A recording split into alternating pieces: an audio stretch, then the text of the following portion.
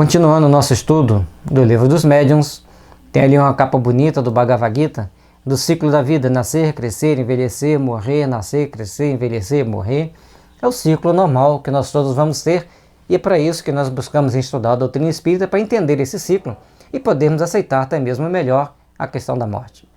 O que é a morte? Nós já fizemos uma palestra sobre essa, nós vamos fazer outras com esse tema, que é a morte 1, 2 e 3, porque nós precisamos de buscar uma nova dimensão, né? E inclusive entrevistar pessoas que não são espíritas para ver como que eles pensam da morte, para que a gente possa fazer um estudo esclarecendo as pessoas. Mas vamos no item 74. As respostas seguintes nos foram dadas pelo Espírito São Luís. Muitos outros depois as confirmaram. O importante é que o Kardec ele sempre fazia uma pergunta, e depois dessa pergunta ele fazia para um espírito, ele fazia para outros também. Então a gente tem que estar sempre atento naquelas perguntas que estão sendo elaboradas, que estão sendo feitas, e como nós vamos nos portar dentro delas. Será o fluido universal uma emanação da divindade? Não. O fluido universal é uma coisa, a emanação da divindade é outra. Vamos para a seguinte pergunta. Será uma criação da divindade? Tudo é criado, exceto Deus. Não vamos entrar naquela de filosofar do que é Deus, como Deus foi criado, de que forma foi criado, de que forma foi gerado, porque a gente vai ficar meio pirado. Aceitemos Deus na raiz de toda a criação. E a partir dali nós vamos buscando os novos entendimentos, novos raciocínios. Então tudo é criado, exceto Deus. O fluido universal será ao mesmo tempo o elemento universal? Sim, é o princípio elementar de todas as coisas. A questão de fluido, né, gente? Na época do Kardec não existia as palavras vibração e quântica, que foram criados depois, bem mais tarde, não vou falar mais de 100 anos, mas bem depois da doutrina espírita. Então, esse elemento desse fluido que ele chama de elemento universal, fluido universal, poderíamos chamar de vibração, ou energia quântica que envolve o mundo. São pontos para refletir, porque as palavras são de acordo com a época, de acordo com o vocabulário usado naquele momento. Então podemos repensar em termos de vibração ou energia quântica, mas esse elemento universal, sim, é o princípio elementar de todas as coisas. Então o fluido universal é um princípio elementar de todas as coisas. Já está bom para a gente ir para a próxima pergunta. Alguma relação tem ele com o fluido elétrico, cujo efeito conhecemos? É o seu elemento. Opa! A eletricidade é o quê? Tem um induzido rodando dentro de um estator. Não, os estatores são os campos magnéticos.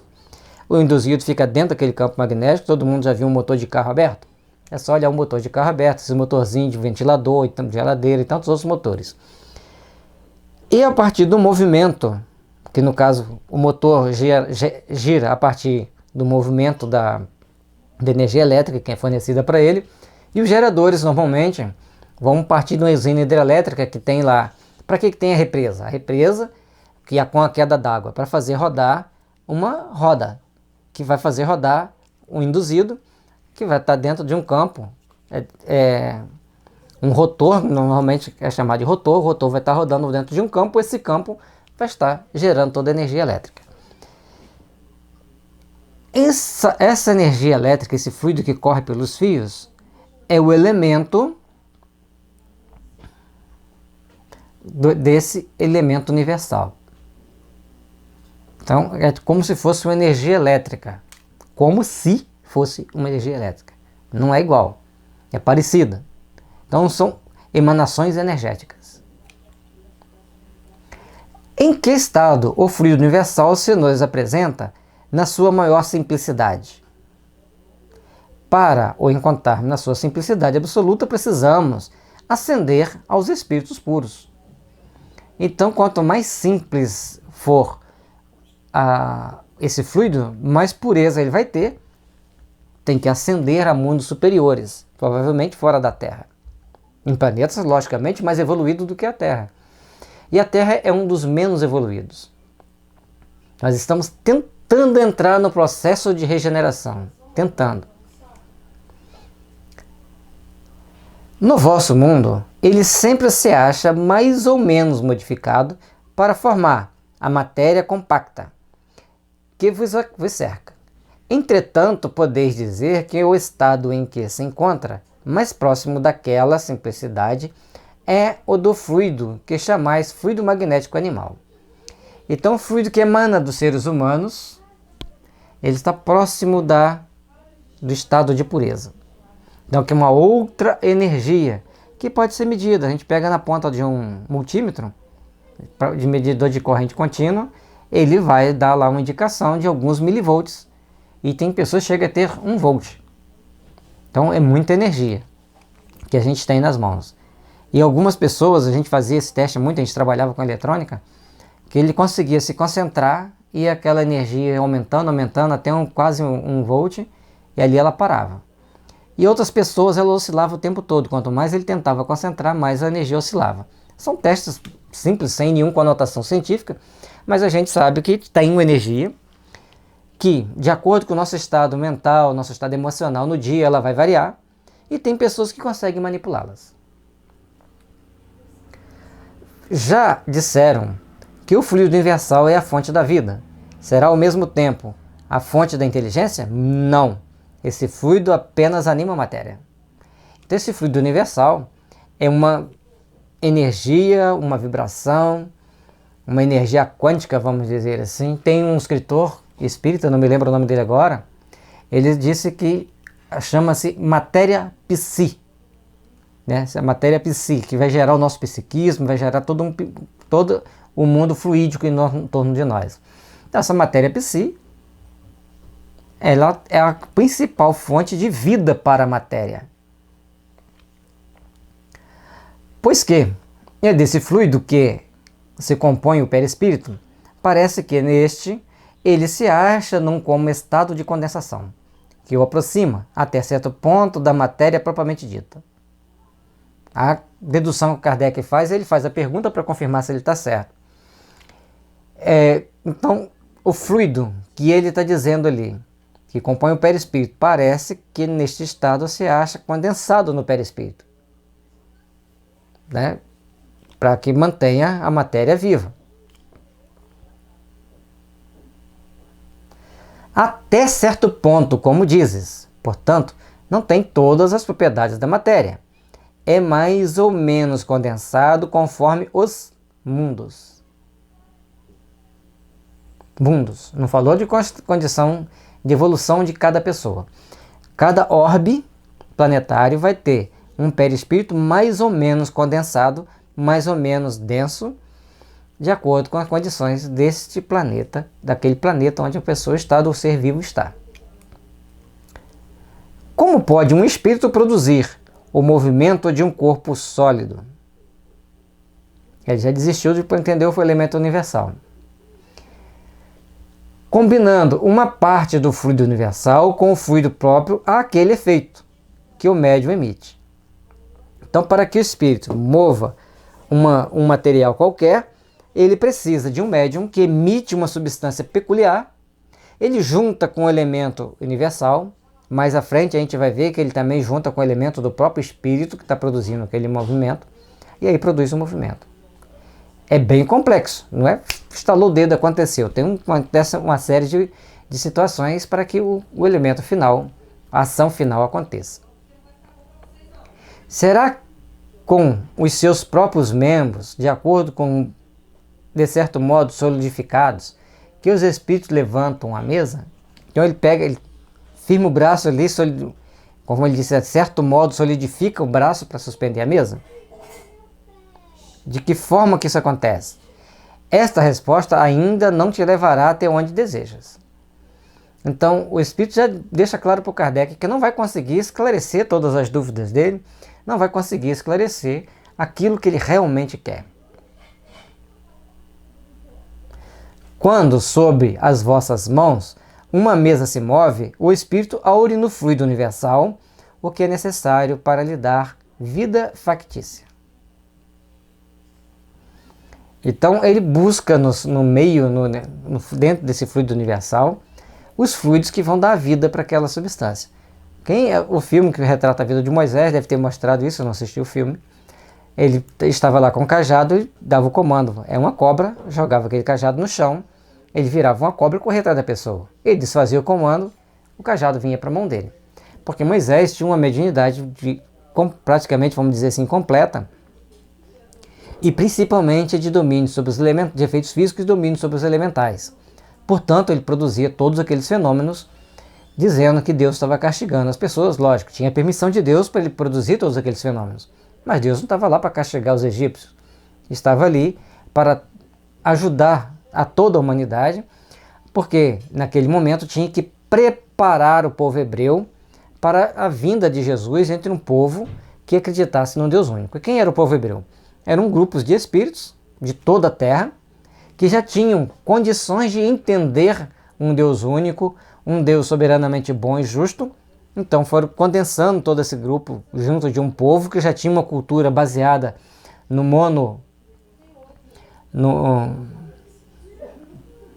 monoideia, no Deus único, né? E nessa ideia, nesse conjunto de entendimento que Deus é um só, eles conseguiam então se preparar para a vinda do Cristo e ele poder estar dentro de um povo que teria como sustentar toda a sua filosofia e levá-la para o mundo. Todos aqueles espíritos foram muito bem treinados, foram muito bem escolhidos para estarem ali naquela época, que em todo o mundo mediterrâneo, começando lá da Espanha, lá de Portugal, Marrocos, né?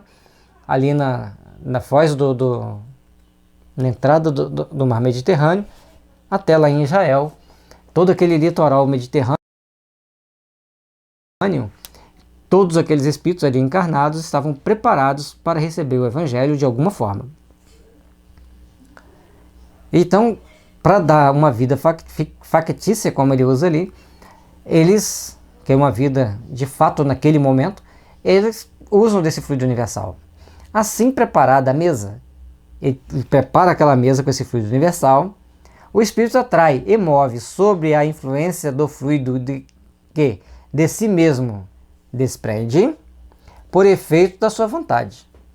Então ele precisa do fluido universal, precisa de uma porção de energia que o médium emite, e essa energia é peculiar àquele médium, e depois disso ele tem então um conjunto de energias dele para produzir o restante. Quando quer pôr em movimento uma massa por demais pesada para suas forças, chama em seu auxílio outros espíritos cujas condições sejam idênticas às suas. Então aquele grupo que está ali trabalhando, primeiro vai ter os espíritos superiores coordenando. E o grupo que vai estar ali são espíritos de grande identidade, tanto moral quanto evolutiva, para produzir todo aquele fenômeno. Em virtude da sua natureza etérea, o espírito propriamente dito não pode atuar sobre a matéria grosseira sem intermediário, isto é, o elemento que o liga à matéria. Se não tiver um elemento que o liga à matéria, como que ele vai produzir o fenômeno? Então ele precisa de algo mais, que ele vai buscar no médium, vai buscar na natureza, mas tem que ter o médium. Por enquanto, esse elemento que constitui o que chamais perispírito vos faculta a chave de todos os fenômenos espíritas de ordem material, cujo julgo ter-me explicado muito claramente para ser compreendido. Então no perispírito está a chave. É o perispírito que vai comandar, coordenar e produzir os fenômenos, tanto do perispírito do médium, das pessoas presentes, quanto do espírito que está ali gerenciando todas aquelas ações, gerenciando todos os fenômenos que vão acontecer. Nota, chamamos atenção para a seguinte frase. Primeira da resposta acima. Esta resposta ainda não te levará até onde desejas. E depois, para Kardec não voltar a fazer a pergunta, ele diz: julgo ter me explicado muito claramente para ser compreendido. Então não dá para entender tudo. Você tem que compreender o que o outro falou e continuar com as suas reflexões, com os seus estudos, suas pesquisas. O espírito compreendera perfeitamente que todas as questões precedentes só haviam sido formuladas para chegarmos a esta última, e alude ao nosso pensamento que, com efeito, esperava por outra resposta muito diversa. Isto é, pela confirmação da ideia que tínhamos sobre a maneira por que o espírito obtém o movimento da mesa. E não era do jeito que tinha o movimento da mesa, não era do jeito que todos estavam lá pensando. Ele não coloca aqui, ele não expõe aqui. Não era de movimentar com o próprio braço, de usar com os próprios músculos. Ele simplesmente trabalhava com fluidos. E esses fluidos é que fariam que fazem todo o processo de movimento das coisas materiais. Os espíritos aquele que deseja mover um objeto chama em seu auxílio, são-lhe inferiores, estão-lhe sob as ordens? Então, os espíritos, que aquele que deseja mover um objeto chamam em seu auxílio, são-lhe inferiores? Estão sob as suas ordens? São-lhe iguais, quase sempre, muitas das vezes acodem espontaneamente. Então, por exemplo, vamos citar aqui um exemplo grosseiro. Você vai bater a laje da casa. É muito comum isso no interior, onde não tem todo o aparato das máquinas, desses caminhões que transportam a massa para fazer uma laje. E a laje tem que ser feita toda no mesmo dia para não dar trinca, não dar outros problemas técnicos lá que podem dar. Então quem que você vai chamar? Você vai chamar o teu chefe? Ou você vai chamar teus colegas de trabalho? Teus amigos, teus primos? Logicamente você vai chamar aqueles que são equivalentes a você. E aí essas pessoas vão. O teu chefe pode até escutar você falando que vai chamar os outros para bater a laje e vai falar, eu vou lá também. Principalmente que tem lá uns comes e bebes, né? A pessoa vai para estar ali junto com o grupo e fazer uma frentezinha e tal, e aqueles comes e bebes. Mas aqui, quando você está falando de coisas espirituais, os espíritos vão por boa vontade, por responsabilidade, por quererem ver aquele efeito produzir aquilo que se propõe a produzir. No caso aqui era mostrar para nós uma realidade transcendente da vida, quando nós precisávamos de entender que existe o mundo dos espíritos e que eles interferem na nossa vida. São aptos todos os espíritos a produzir fenômenos desse gênero? Então são aptos todos os espíritos a produzir fenômenos desse gênero? Qualquer espírito pode produzir os fenômenos físicos? Os que produzem efeitos desta espécie são sempre espíritos inferiores. Então todos mover objetos, coisas materiais são sempre espíritos inferiores, que ainda se não desprenderam inteiramente de toda a influência material. Então esses espíritos que vão produzir os fenômenos, que vão estar produzindo até mesmo incômodos para algumas pessoas, que nas revistas espíritas tem histórias interessantes de roupa sendo rasgada, de material sumindo de uma casa aparecendo em outra, tem vários fenômenos dessa natureza. E ele diz que os espíritos sempre que produzem esses fenômenos são inferiores. Compreendemos que os espíritos superiores não se ocupam em coisas que estão muito abaixo deles. Mas perguntamos, se uma vez que estão mais desmaterializados, teriam o poder de fazê-lo, dado que o quisessem? Então esses espíritos chamados, que a gente entende por espíritos superiores, espíritos muito puros, eles estão em condições de muita pureza. Eles podem produzir os fenômenos físicos? Olha a sutileza do Kardec. Os espíritos superiores têm a força moral, como os outros têm a força física. Quando precisam desta força, a força física, servem-se dos que a possuem. Já não se vos disse que eles se servem dos espíritos inferiores como vós, servis os carregadores? Só que aqui na Terra, né, gente, os carregadores podem ser um espírito muito evoluído, passando ali por aquele estágio de aprendendo a viver com as dificuldades, aprendendo a viver com pouco, aprendendo a viver com uma gama de situações que necessárias ao seu processo evolutivo, e ele pode ser muito superior espiritualmente àquele que está lá cheio de malas e cheio de sutilezas, precisando de um carregador.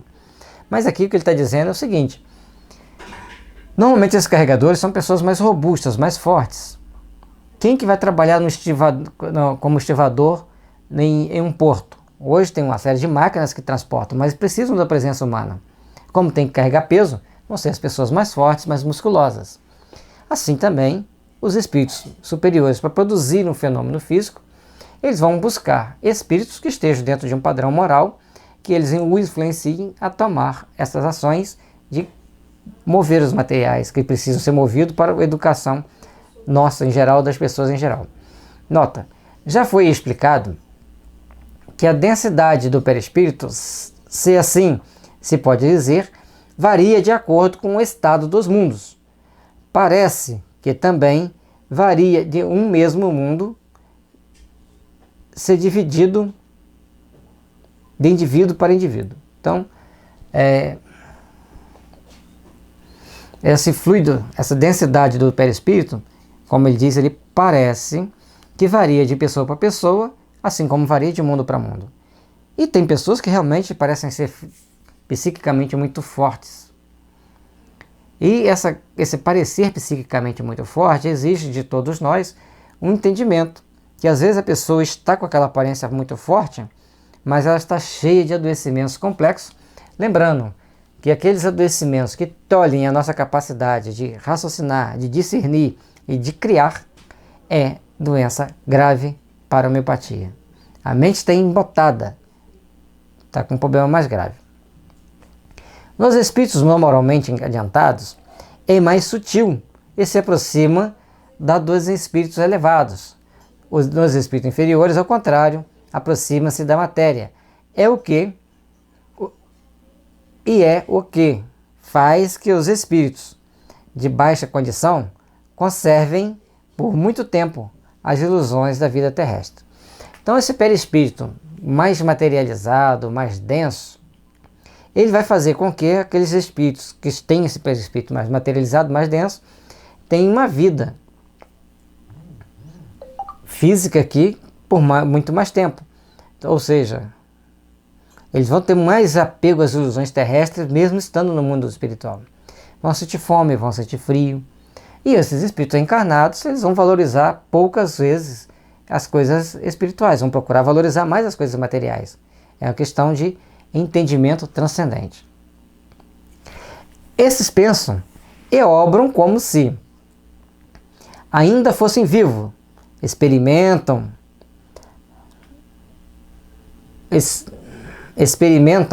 os mesmos desejos e quase que se poderia dizer as mesmas sensualidades.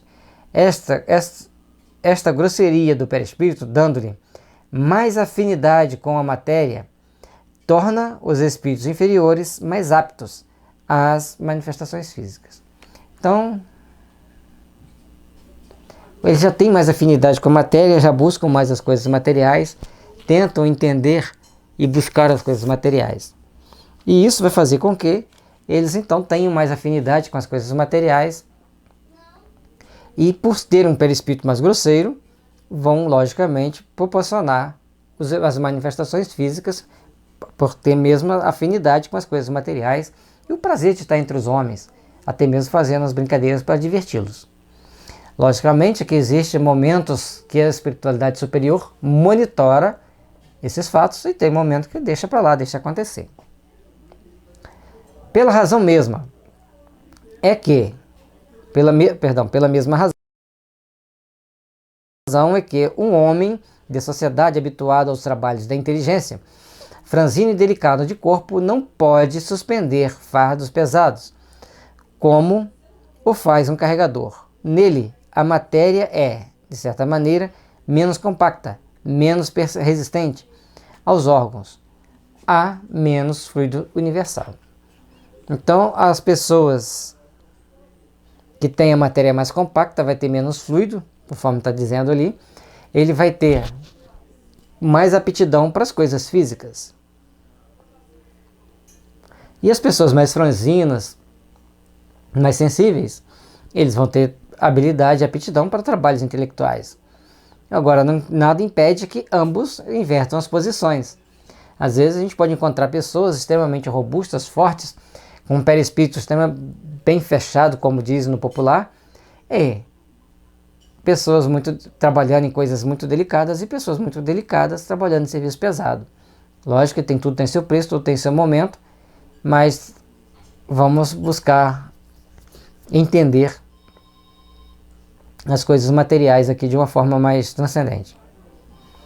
Sendo o perispírito para o espírito o que o corpo é para o homem, E como a sua maior densidade corresponde à menor inferioridade espiritual, essa densidade substitui no espírito a força muscular. Isto é, bom, sendo o perispírito para o espírito o que o corpo é para o homem. Então, nós precisamos de um corpo.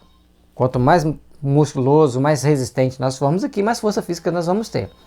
E os espíritos, eles precisam de um perispírito para terem todas essas ações. E esse perispírito vai ser tão mais forte, tão mais resistente, quanto menos evolução ele tiver. Dá-lhe sobre os fluidos necessários as manifestações um poder maior do que o de que dispõem aqueles cuja natureza é mais etérea. Querendo um espírito elevado produzir tais efeitos, faz o que entre nós fazemos as pessoas delicadas, chama para executar um espírito do ofício.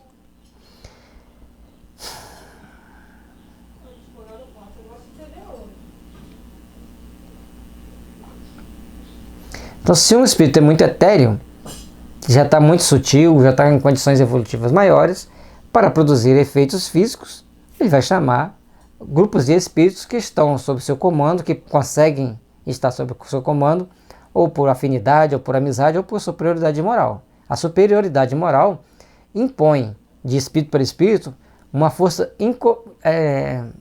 coercitível muito forte. Você vai fazer isso que ele vai fazer. Então, por isso que a gente chama, assim como nós chamamos pessoas fortes para fazer trabalhos que exigem força muscular, também os espíritos superiores pegam espíritos que têm um perispírito bem denso ainda para fazer os trabalhos de efeitos físicos.